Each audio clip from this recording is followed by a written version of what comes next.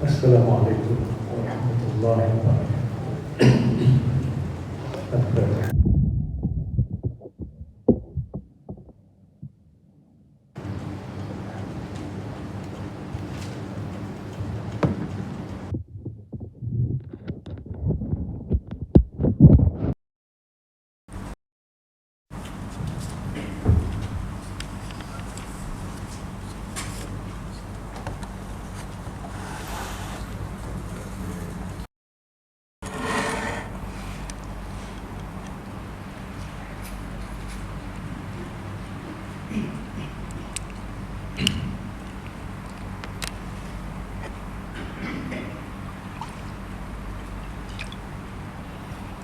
Bismillah, alhamdulillah, wassalatu wassalamu ala rasulillah wa ala alihi wa sahbihi wa man wala. Rabbi syrah li sadri wa yassir li amri wahlul 'uqdatam min lisani yafqahu qawli. Subhanaka la ilma lana illa ma 'allamtana innaka antal alimul hakim. Hasbunallahu wa ni'mal wakil, ni'mal maula wa ni'mal nasir, la hawla wa la quwwata illa billah al-'aliyyil 'azim, la hawla wa la quwwata illa billah al-'aliyyil 'azim, la hawla wa la quwwata illa billah al-'aliyyil 'azim. Amma ba'd. Qala Allah ta'ala fil Qur'anil Karim, a'udzu billahi minasy syaithanir rajim. Yarfa'illahu allazina amanu minkum wallazina utul ilma darajat.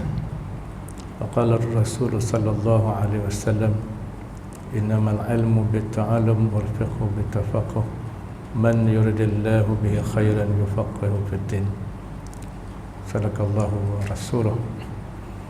Qala musannif, berkata musannif pengarang kitab penawar bagi hati, yaitu Syekh Abdul Qadir Al-Mandiri rahimahullahu ta'ala, mudah-mudahan merahmatinya oleh Allah ta'ala, wa nafa'na bi'ulumihi fid daraini amin. Dan mudah-mudahan kita mengambil manfaat dengan ilmunya untuk kebaikan dunia dan juga akhirat.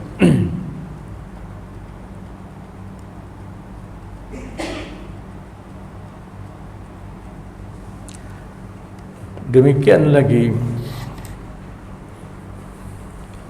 menjadikan Allah Ta'ala bagi engkau akan faraj kerana kegunaan dunia, yaitu bersedap-sedap dengan jima' dan bersuka-suka dengan sekalian anak yang dapat dengan jima' itu. Baik tuan-tuan, pada minggu lepas kita dimaklumkan dalam kitab ni bahawa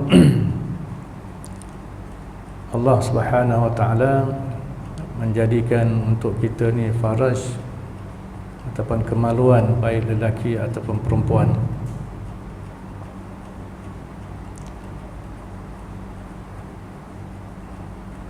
Kegunaan pertamanya ialah untuk akhirat sebenarnya, iaitu untuk dengan hubungan lelaki perempuan secara halal. Maknanya kita nakkan anak, kerana anak ni adalah merupakan modal aset kita untuk akhirat. Itu yang kita diberitahu pada minggu lepas lah.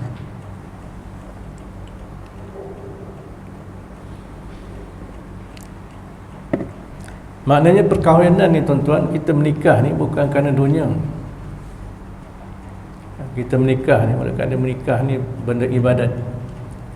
Nikah, kahwin ni dia ibadat. Dia bukan macam mana kita main bola ke, macam mana kita pergi makan roti canai ke, kita makan asam pedas untuk kita rasa seronok, rasa sedap kat dunia. Tapi perkahwinan, nikah ni adalah perkara ibadat yang tujuannya ialah akhirat, tuan-tuan. Ini yang mesti ada dalam hati setiap orang. Bukannya keseronokan dunia semata-mata. Sebab itulah dalam hadis Nabi SAW menyebut, "Iza tazawwajal 'abdu faqad istakmala nisfa dinih." Apabila seorang hamba Allah itu berkahwin, menikahlah, maka dia telah berusaha. Maknanya dia telah berusaha untuk menyempurnakan agamanya. Itu dalam hadis Nabi kita Muhammad sallallahu alaihi wasallam. Maknanya perkahwinan ni memang untuk tujuan agama. Siapa yang berkahwin tak ada dalam hati dia agama, tak ada dalam hatinya akhirat, perkahwinan itu tak lama sebenarnya. Semata-mata untuk dunia.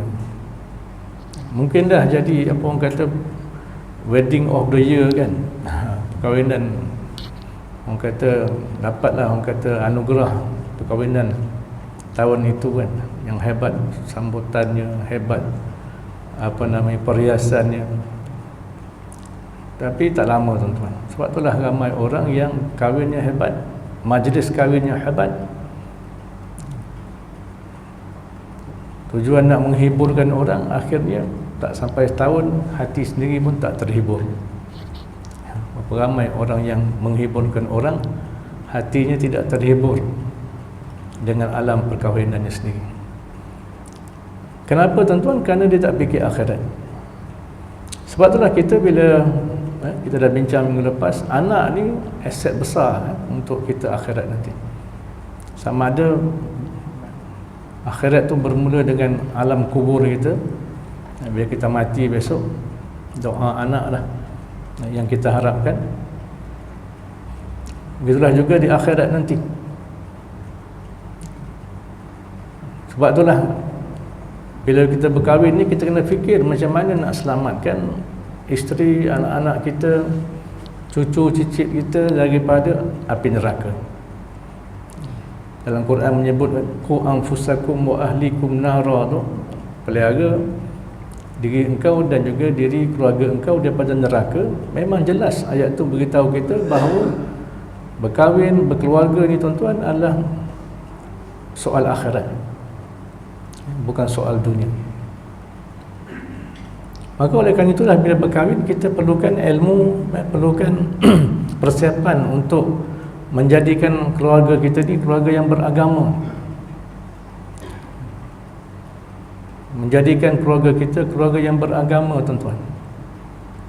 Baik isteri, baik anak-anak, mestilah menjadi orang yang beragama. bukan mesti jadi ustaz, bukan mesti jadi ustazah. Itu kefahaman yang salah. Yang beragama berarti yang ada ilmu, yang ada amalan, yang ada ibadah, yang ada akhlak. Yang hidup dia maknanya berpaksikan dengan ajaran-ajaran agama itu sendiri. Walaupun dia engineer, walaupun dia doktor, walaupun dia peniaga, walaupun dia technician, walaupun dia apa sekalipun, tapi hidup dia dengan agama.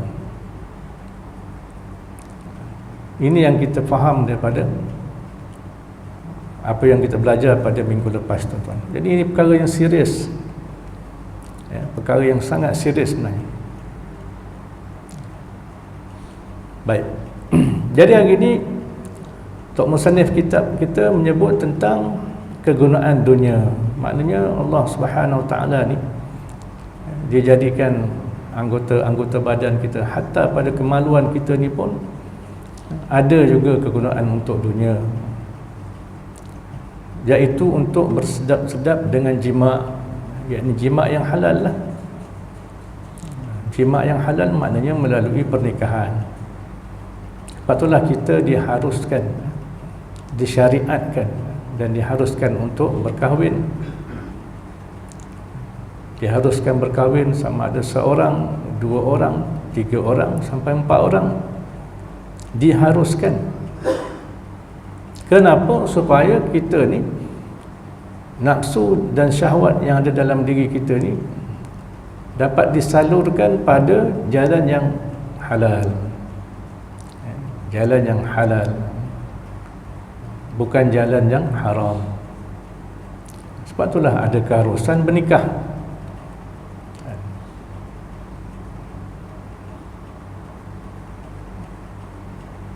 Sebab itulah maknanya pernikahan, saya sebut tadi, satu ibadah, ya, suatu ibadah. Siapa yang menikah dapat pahala. Hatta siapa yang berjima' dengan isteri pun, membuat hubungan intim dengan isteri pun dapat pahala. Sebab apa? Dia buat benda ibadah, dia buat benda halal, ya, dengan isteri yang halal.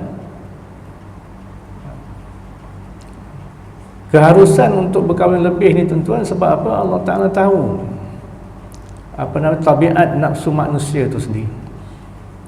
Allah Ta'ala tahu tabiat diri manusia, keperluan manusia dalam hidup. Allah Subhanahu Wa Ta'ala Maha tahu. Sebab itulah ada keharusan berkahwin lebih daripada satu. Sebab ada kalanya perkara itu diperlukan. Bahkan perkahwinan itu sendiri pun ada keadaan-keadaan tertentu. Ada keadaan yang di mana ada keharusan, ada keadaan disunatkan, ada keadaan diharamkan. Ini dibahaskan oleh para ulama kita. Kalaulah kata tanpa nikah boleh mendorong seorang tu pada zina. Zina ni benda haram, haram besar kan, dosa besar.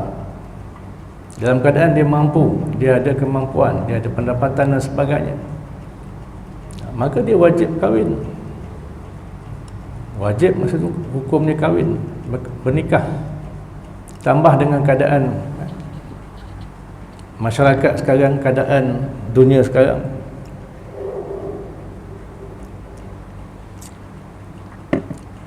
dunia yang dipenuhi dengan budaya takarub zina, yang mendekatkan orang pada zina. Buka TV mendekatkan pada zina, dengar radio mendekatkan pada zina, buka internet mendekatkan pada zina, pergi shopping mall mendekatkan pada zina. Ini budaya yang ada pada masyarakat kita sekarang, dengan pendedahan auratnya, bukan sekadar mendedah aurat, dengan pakaian-pakaian yang seksinya, ya, dengan macam-macam, tuan-tuan. Sekarang ni dengan LGBT-nya, tak ada dengan lelaki, dengan perempuan dengan lelaki pula. Jadi ini semua, tuan-tuan, keadaan dunia sekarang. Sebab itulah ada setengah orang lelaki yang memang jadi wajib kahwin.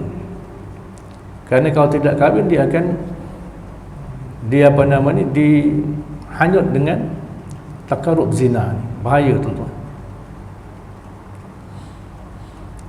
Ada kalanya walaupun dah kahwin, walaupun dah berkahwin, ada kalanya isteri pula berbagai-bagai keadaan. Ada isteri yang mampu melayan suami, bukan sekadar melayan, mampu untuk servis suami dari segi makan minumnya, penyediaan makan minum, dari segi rumah tangga. Dia boleh manage, orang kata, rumah tangga dengan baik. Tapi ada juga isteri-isteri yang tak mampu tuan-tuan. Isteri-isteri yang sama ada tak mampu melayan dari segi zahirnya, bantu suami untuk masak, bantu suami untuk uruskan rumah tangga,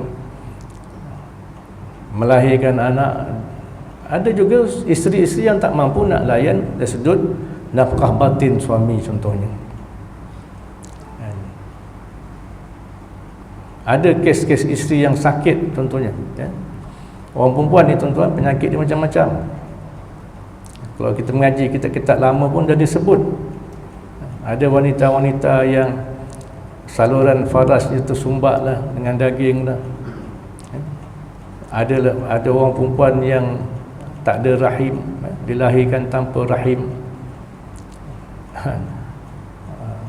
Macam-macam tuan-tuan perempuan ni, penyakit dia. Jadi kadang-kadang ada orang-orang yang teruji dengan keadaan ni. Dah berkahwin, tengok isteri tak boleh beranak contohnya. Ada yang berkahwin tak boleh nak bersama dengan isteri pun. Dan macam-macam lagi tuan-tuan dalam masyarakat kita ni. Maka oleh kerana perkara inilah maknanya Islam mengharuskan kahwin daripada seorang, lebih daripada seorang. Kalaulah katakanlah Islam, Allah Ta'ala larang kahwin mesti seorang je, susah tuan-tuan. Sedangkan tadi kita sebut anak menjadi antara tujuan penting kita kahwin, untuk menjadi aset akhirat. Tiba isteri tak boleh nak beranak, isteri tak boleh nak nak berhubungan dengan dia. Jadi oleh kerana itu ada keharusan, bukannya satu galakan. Itu kena faham tu. Bukan satu galakan. Sebab setengah orang lelaki pula ambil kesempatan, dia kata ni sunnah Nabi, dia kata. Memanglah sunnah Nabi kan. Sunnah Nabi ni pun kita kena faham, ada sunnah yang memang sunat kita buat, ada sunnah yang wajib kita buat tuan. Sunnah dengan sunat ni lain.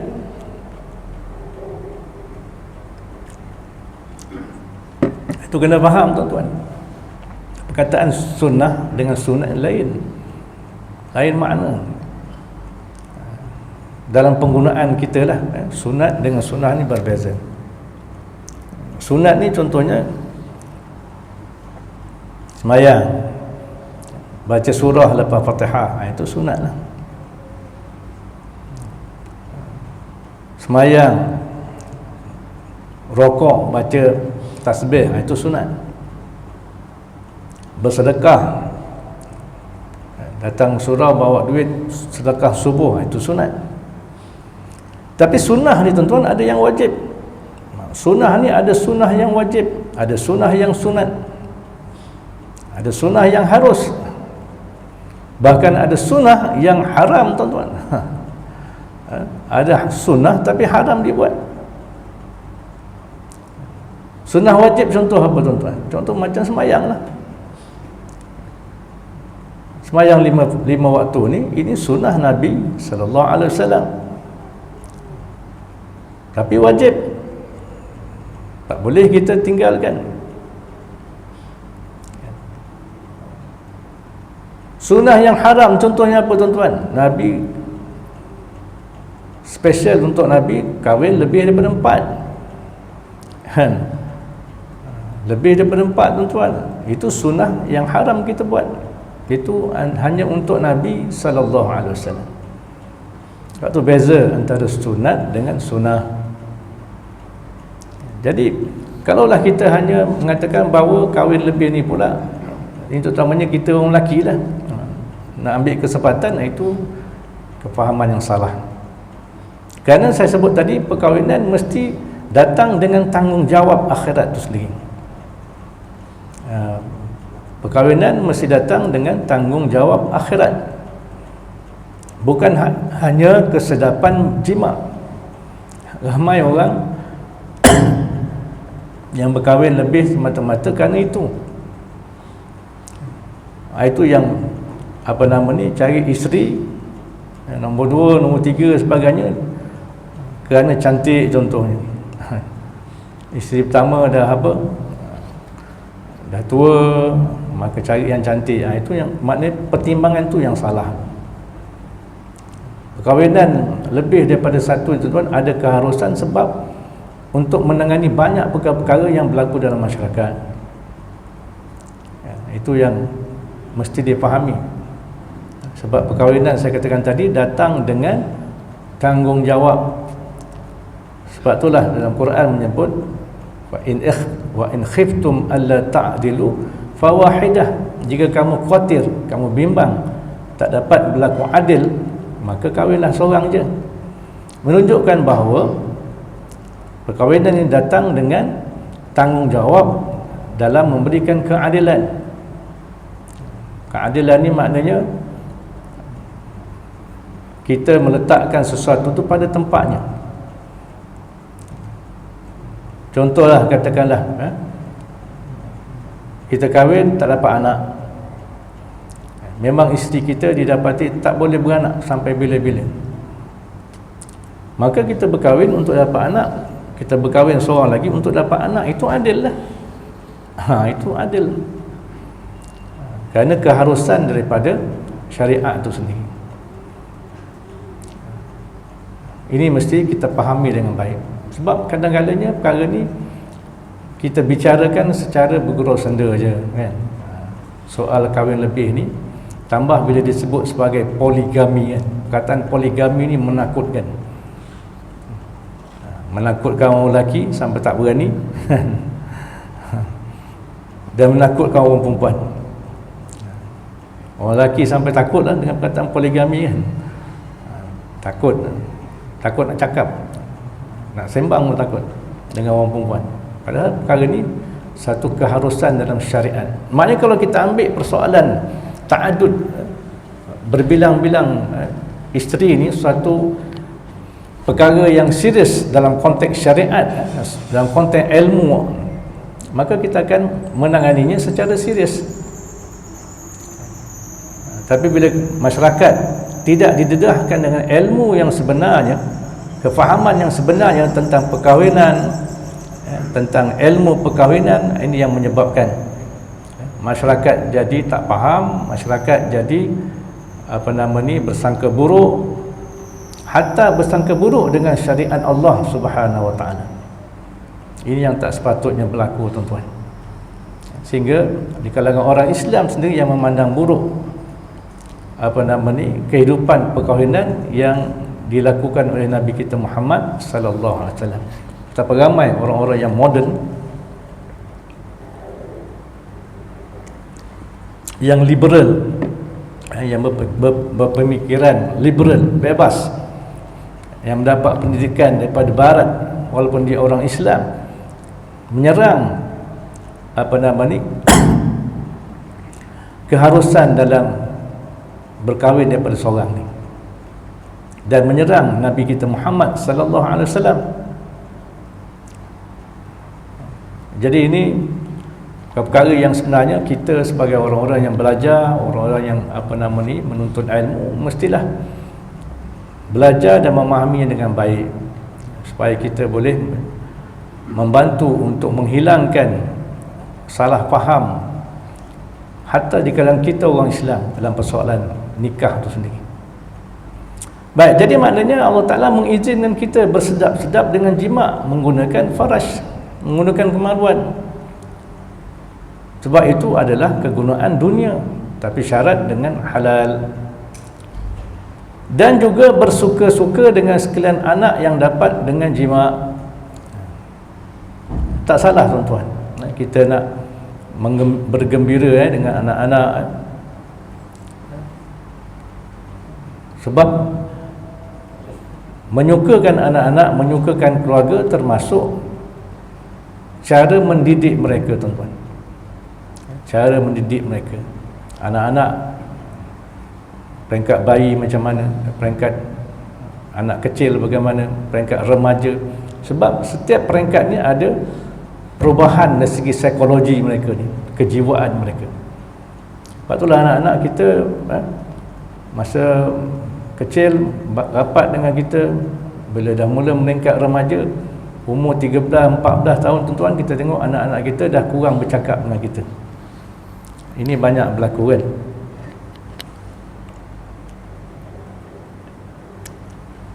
Bila dah akil balik je, kita tengok anak-anak kita dah mula kurang bercakap dengan kita. Sebab apa? Kejiwaan dia dah berubah. Dia dah mula cenderung dengan kehidupan dia sendiri, dengan kawan-kawan dia, dengan hobi dia, dengan kegemaran dia, dengan cara fikir dia dan sebagainya. Kita pula tak ambil peduli perkara ni. Tanpa kita sedari, kita makin jauh dengan anak-anak. Dulu boleh makan bersama satu meja, boleh berbual macam-macam, boleh main boleh bermain, tapi bila dah mula akil balik, kita tak sedar kita makin jauh daripada anak-anak. Jadi tak heran akhirnya anak-anak kita ni dia ada bapa lain. Dia ada bapa lain, dia ada mak lain, dia ada tok guru lain. Dengan videonya, dengan handset dia, dengan kawan-kawan dia. Jadi akhirnya kalau kita biarkan keadaan ni, maka sebenarnya kita akan kehilangan anak-anak. Ramai anak-anak yang jadi rebel dengan mak bapak. Mak bapak lebay, bapak lebay masjid, kaki masjid, anak tak kaki masjid, anak kaki rempit pula. Anak kaki rempit, anak kaki macam-macam kaki. Kerana apa tuan-tuan? Kita sendiri mungkin kesilapan kita. Sebab bila anak bila makin membesar, dia punya tajuk-tajuk dalam hidup itu dah berubah. Topik-topik dalam hidup dia dah berubah berbanding dengan kita. Topik kita bual kat masjid, kat surau. Topik kita cerita tentang agama. Anak-anak kita topik dia cerita tentang gadget. Anak-anak kita cerita topik dia tentang hiburan. Anak-anak kita topik dia cerita tentang fashion. Maka tak sama topik tuan-tuan. Dia punya dia punya wavelength tu dah tak sama. Wavelength ni apa? Wavelength ni dia punya gelombang kan. Gelombang antara kita dengan dia dah tak sama. So akhirnya kita dah tak bercakap. Tak bercakap dengan dia. Kita tak sedar perkara ni. Akhirnya besok, ini yang banyak, akhirnya anak-anak menjadi masalah besar kepada mak bapak. Mak bapak kat surau, kat masjid, ketika yang sama anak-anak entah kat mana. Tak sembahyang, tak baca Quran, tak belajar agama. Akhirnya ini yang banyak berlaku, masalah-masalah sosial kerana ini tuan-tuan. Berpunca sebenarnya daripada kelalaian kita sendiri. Bila ramai orang yang berkahwin, sepatutnya menjadikan keluarga sebagai orang kata keluarga yang beragama, yang bertakwa pada Allah Subhanahu Wa Taala, untuk menyempurnakan agama tadi saya sebut tadi, hadis tadi. Kita gagal sebab kita ramai yang berkahwin bukan kerana agama. Jadi oleh kerana itulah tuan-tuan, jangan kita pandang kitab ni ataupun perbicaraan kita ni, walaupun kitab ni kitab tasawuf kan.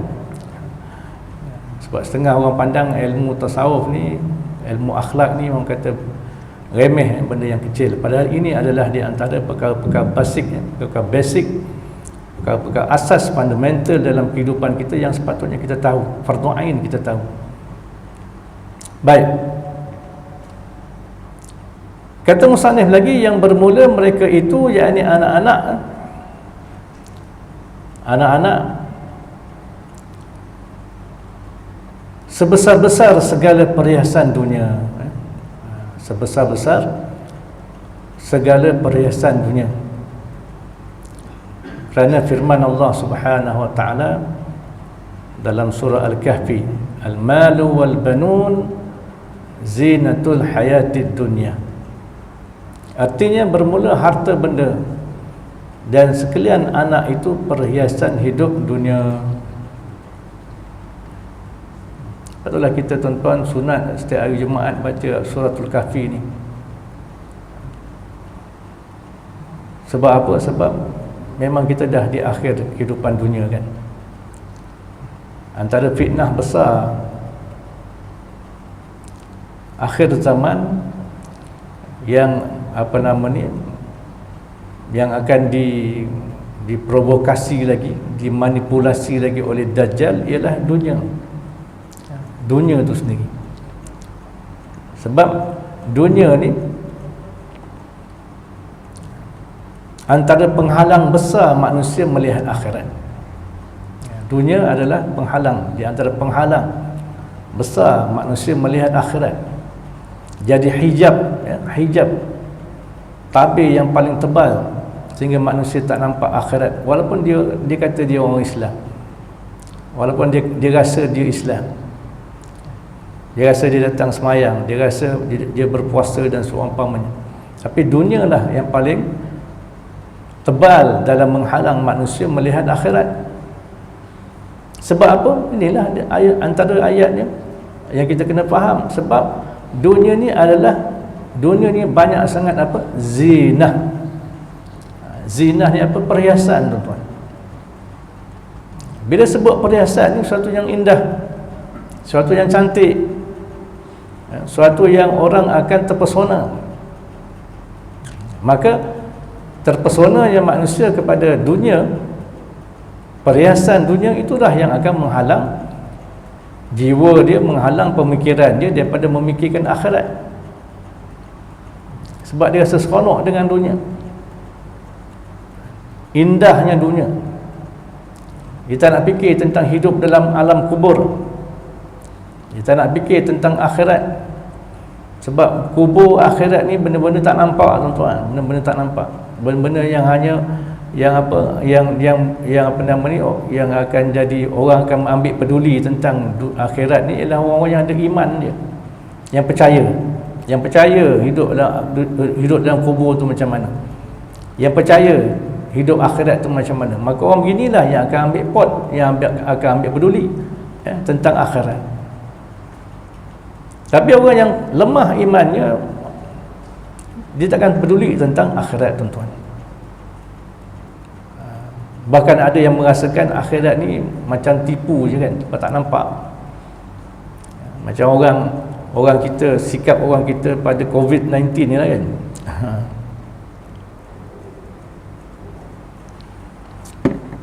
Ramai yang menganggap COVID-19 ni tipu je, sebab tak nampak kan. Dia tak nampak apa virus tu macam mana rupa.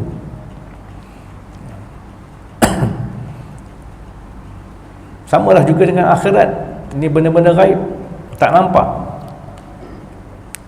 Tak nampak macam mana rupa dalam kubur sebenarnya. Alam kubur tu macam mana, padang mahsyar tu macam mana, tak nampak. Itu yang orang tak peduli. Padahal Allah Subhanahu wa taala, contoh macam tadi COVID ni kan, Allah Ta'ala tunjuk COVID ni, tuan-tuan, yang mati kat negara kita ni bukan seorang. Yang mati kat negara kita ni bukan 2-3 orang. Yang mati 35,000 orang, tuan. Yang dah mati kerana COVID ni. Itu pun orang tak percaya juga. Ramai yang tak percaya lagi. Maka begitulah juga dengan akhirat.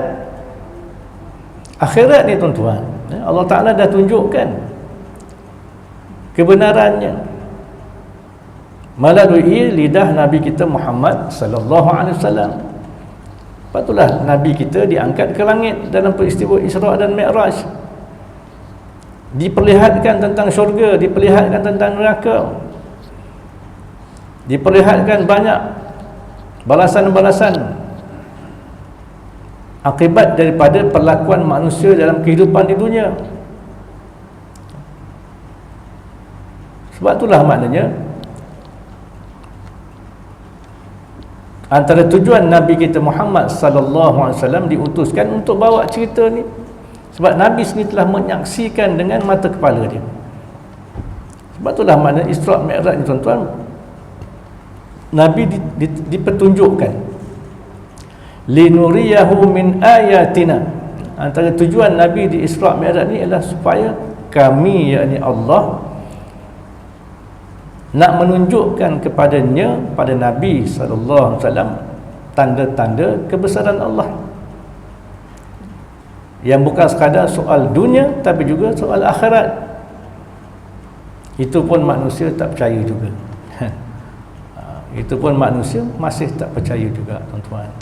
Jadi dunia ni banyak sangat zina. Apa zina, apa perhiasan antara yang ada kat dunia ni? Al-mal wal banun, harta dan juga anak-anak. Harta dan anak-anak, tuan-tuan.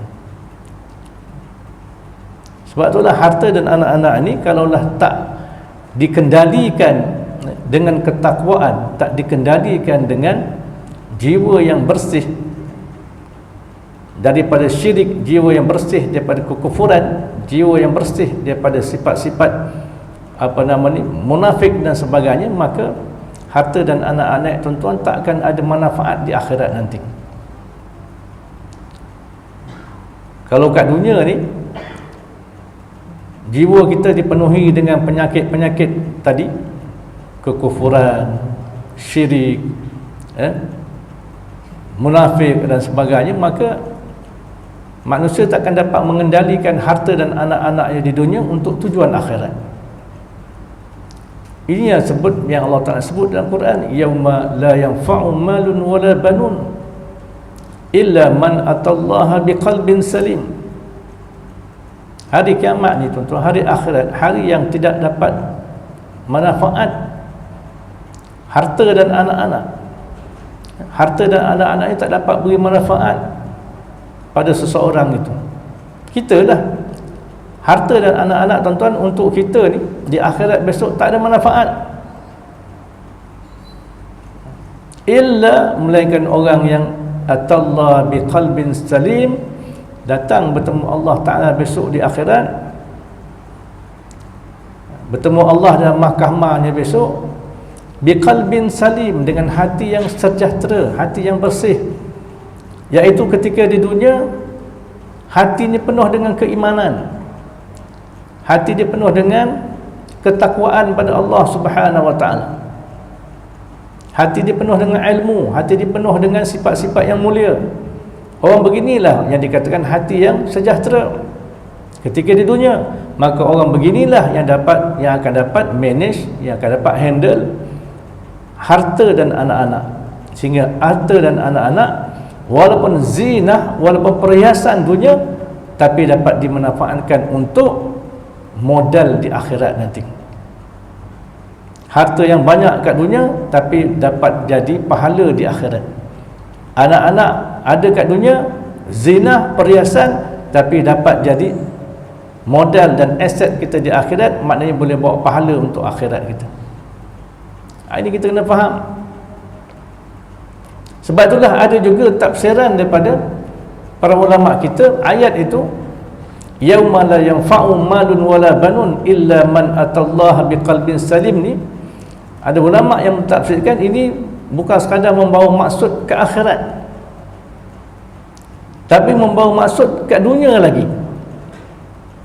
Maknanya kat dunia ni, hari-hari yang kita lalui dalam hidup ni, tuan-tuan, harta dan anak-anak ni takkan dapat beri kita manfaat, melainkan kita kat dunia ni, kat dunia lagi kita dah jaga hati kita. Maknanya kita melalui hidup di dunia ni dengan hati yang sejahtera, hati yang beriman kepada Allah, hati yang bertakwa pada Allah, hati yang dipenuhi dengan sifat-sifat yang mulia, hati yang takutkan Allah. Ini orang yang hati yang sejahtera. bersih daripada segala kotoran penyakit. Maka orang beginilah harta dan anak-anak aja di dunia lagi dah beri manfaat. Betullah kita banyak jumpa kan tuan-tuan, orang yang banyak harta, banyak anak, ada anak, tapi kat dunia lagi kita lihat harta dan anak-anaknya dah tak berguna untuk dia. Banyak harta tapi kat dunia lagi hanyut dengan harta. Kerana kejarkan harta tak sembahyang, kerana kejarkan harta tak jenguk masjid, kerana kejarkan harta tak peduli tentang agama. Ada anak kat dunia lagi, ada kalanya anak-anak dah tak pedulikan dia. Anak-anak dah tak pedulikan mak bapak. Berapa ramai anak-anak yang tak pedulikan mak bapak. Tambah mak bapak dah tua, habis tak peduli dah pada mak bapak. Sakit ke, masalah ke, anak-anak dah tak kisah. Sebab anak-anak saya sebut tadi, kat dunia lagi ada anak-anak yang dah tak dapat beri manfaat kepada mak bapaknya. Kalaulah di dunia tak dapat beri manfaat pada mak bapak, tuan-tuan, apalah harapan kita dengan akhirat? Itu dia. Ke akhiratlah, masuk kuburlah, masa itulah kita mengharapkan doa anak-anak. Kalau kat dunia lagi anak-anak pun dah tak peduli kita, susahlah bila kita mati anak-anak nak peduli kita. Jadi patutlah saya katakan tadi, ini perkara-perkara yang sangat serius dalam hidup kita, tuan-tuan. Jangan sekali-kali kita meremehkan asas-asas ini. Kefahaman-kefahaman begini, nescaya manusia akan menyesal di kemudian hari. Jadi al-mal wal banun zinatul hayatid dunya. Bermula harta benda dan sekalian anak itu perhiasan hidup dunia. Dan firmannya lagi, firman Allah Ta'ala lagi, zuyyina lin-nasi hubbus syahawat minan nisa wal banin.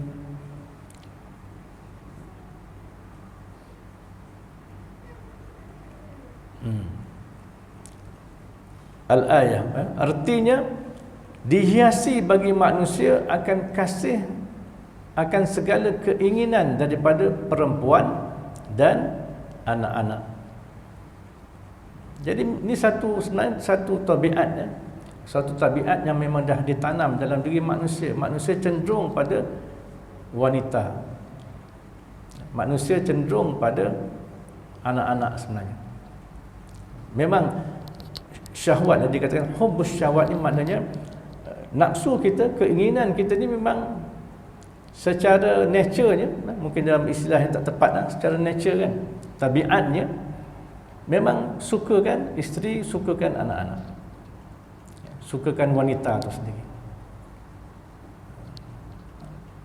Sebab itulah perkara ni kalaulah tak dikendali, dan kalaulah tidak ada orang kata channelnya, salurannya yang halal, maka berlakulah kerosakan, yakni kerosakan terhadap nafsu manusia. Manusia akan jadi, orang kata, tenggelam dengan keinginan-keinginan syahwat semata-mata.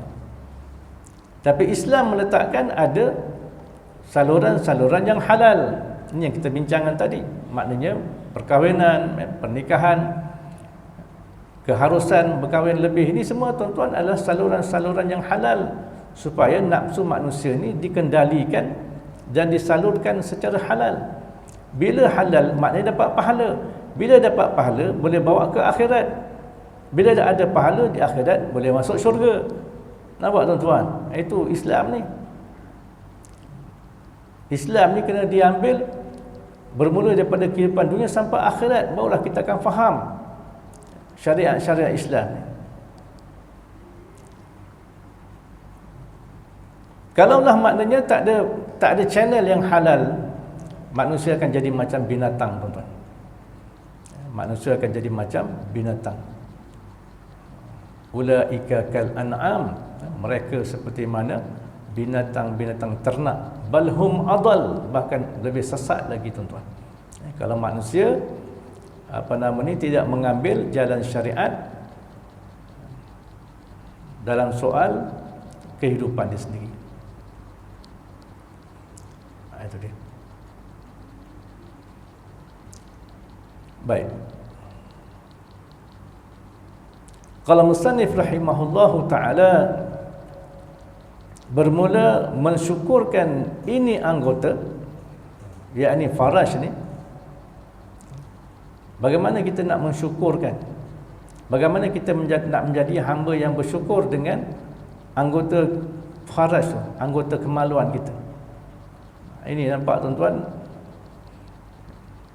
kitab ni, ilmu ni ajar kita sampai macam mana nak mengatur anggota-anggota kita ni, sampai bab apa? Sampai bab kemaluan pun diaturkan. Sebab tuan-tuan, anggota-anggota kita ni, saya sebut banyak kali dah, anggota-anggota kita ni hidup sebenarnya tuan-tuan, hidup. Dia memati je kita ni. Dalam hidup ni, selagi kita hidup, maka anggota-anggota ni semua pun hidup juga. Mata kita hidup, telinga kita hidup, mulut kita hidup, tangan hidup, kaki hidup, semua hidup. Hatta kulit-kulit yang ada pada kita ni pun semua hidup. Hidup, dan dikata besok di akhirat mereka akan jadi saksi. Ke akhirat lah yang mereka akan menjadi saksi tentang perlakuan kita, amalan kita, kehidupan kita di dunia. Bila masuk mahkamah Allah Ta'ala besok, ketika manusia ketika itu ditanya, adakah kamu buat perkara ni? Adakah kamu buat perkara ni? Adakah kamu buat perkara ni? Ada manusia yang mengatakan pada Allah, ya Allah, aku tak buat benda ni. Malaikat salah catat ni. Dia kata begitu. Malaikat engkau salah catat ni, aku tak buat perkara ni, aku tak buat perkara ni. Maka ketika itulah Allah Subhanahu Wa Taala tanya pada anggota-anggota tubuh. Ketika itulah tangan kita akan bercakap, mulut kita menafikan, tapi tangan-tangan kita akan mengiyakan. Mulut kita kata aku tak pergi tempat ni, kaki kita akan mengiyakan, ya aku pergi tempat ni. Sebab itulah itu yang disebut dalam surah Yasin yang kita baca kan, al-yauma nakhtimu ala afwahihim. Mulut kita ni dikunci tuan-tuan, dikunci, tak dapat cakap macam mana kita kat dunia ni. Setelah Allah Subhanahu Wa Taala menghisap amalan manusia, ketika itu bertindak menggunakan mulut untuk menafikan macam-macam, maka ketika itulah mulut itu akan dikunci, dan yang akan bercakap, yang akan menjadi saksi terhadap amalan kita ialah anggota-anggota kita ni. Sebab itulah kita belajar dalam kitab ni bagaimana nak mensyukuri 7 anggota yang paling utama ni. Mata kita, telinga kita, lidah kita, dan sebagainya kan. Sebab apa kita nak atur supaya anggota-anggota ni kat dunia lagi kita dah guna untuk mensyukuri Allah, maka di akhirat nanti mudah cerita tuan-tuan. Mudah cerita besok, anggota kita ni lah akan menjadi saksi kebaikan-kebaikan dan amalan-amalan ibadah yang kita lakukan. Sebab itulah bila kita semayang ni tuan-tuan,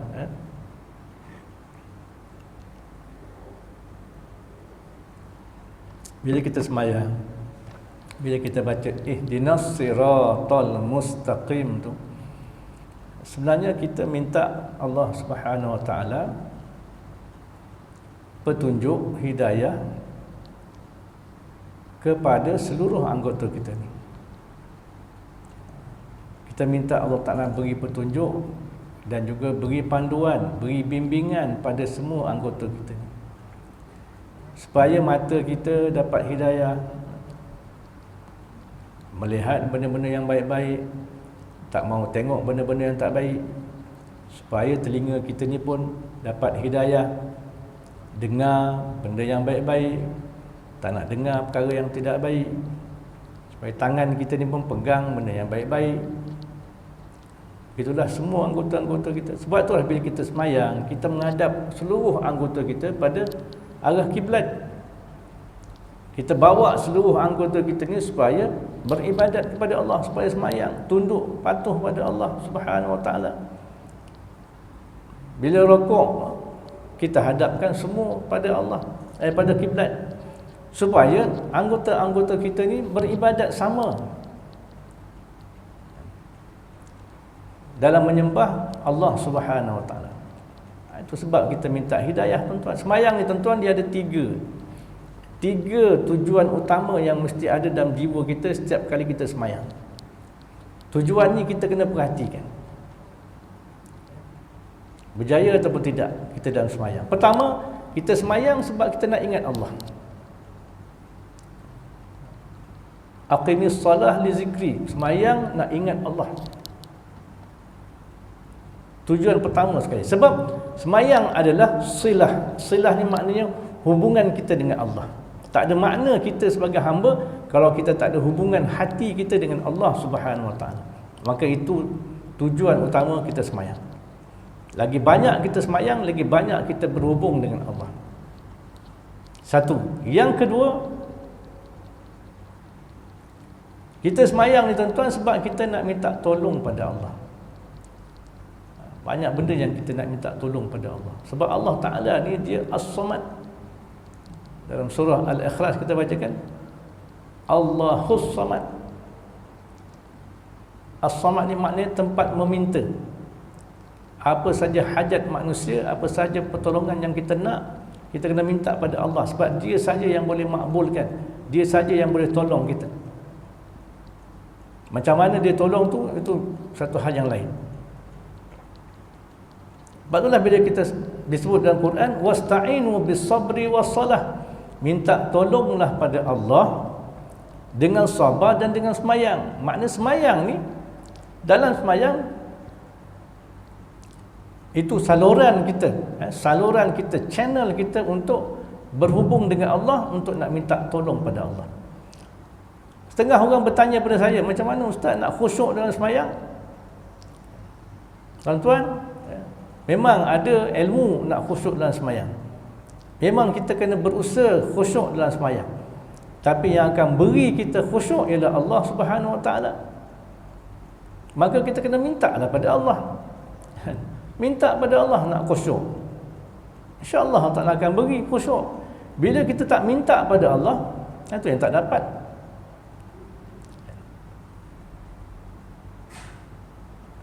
Kita rasa kita malas, masih malas beribadah, bangun malam payah, baca Quran malas. Kedai mamak rajin, tapi baca Quran malas. Kenapa? Antaranya sebab kita tak minta pada Allah. Ya Allah, aku ni banyak sifat malas, buangkanlah sifat malas daripada aku ni, ya Allah. Minta pada dia. Allah Ta'ala ni, tuan-tuan, langit bumi dia punya apa? Seluas langit bumi, luas lagi daripada langit bumi. Allah Ta'ala punya kuasa ni, tuan-tuan. Allah Ta'ala boleh kontrol langit bumi ni mudah. Wala ya'udu hifdhuhuma, mudah bagi Allah untuk nak kontrol langit bumi ni. Tiba-tiba kita tak minta pada dia. Sebab itulah kita banyak kekurangan, banyak kelemahan. Kalaulah kita rasa kita banyak lemah dan banyak kekurangan, itu sebab kita kena banyak minta pada Allah. Dua. Yang ketiga, tuan-tuan, semayang ni, tuan-tuan, tujuannya apa? Untuk kita minta petunjuk daripada Allah. Ini yang saya sebut tadi. Dalam semayang kita baca ihdinas siratal mustaqim, tu minta petunjuk. Minta petunjuk untuk apa? Untuk hati kita, untuk anggota kita. Hati inilah kapten kepada diri kita. Hati dapat petunjuk, anggota senang, semua akan ikut kapten dia. Maka oleh kerana itulah semayang, tuan-tuan, mesti dilihat sebagai satu ibadah yang paling penting, yang mesti kita berusaha keras untuk menjaganya, untuk memeliharanya sampailah kita mati, insya-Allah. Jadi insya-Allah itu beberapa perkara yang saya nak sentuh pada hari ini. Kita akan bincang lebih panjang lagi tentang bagaimana untuk mensyukuri anggota kemaluan kita ini. Mudah-mudahan dengan itu kita dapat kebaikan dunia dan juga kebaikan akhirat. Wallahu a'lam bissawab. La ilma lana illa ma 'allamtana innaka antal alimul hakim. La haula wa la quwwata illa billah al-aliyyil azim. Ada soalan? Bismillahirrahmanirrahim. Alhamdulillahirabbil alamin. Wassalatu wassalamu ala asyrafil mursalin wa ala alihi wa sahbihi ajma'in. Allahumma arinal haqqa haqqan warzuqna ittiba'ah wa arinal batila batilan warzuqna ijtinabah. Allahumma nawwir qulubana binuri hidayatik kama nawwara al-arda binuri syamsika wa qamarika. Allahumma zidna ilma warzuqna fahma. Rabbana atina fid dunya hasanah wa fil akhirati hasanah wa qina azaban nar. Sallallahu ala sayyidina Muhammad wa ala alihi wa sahbihi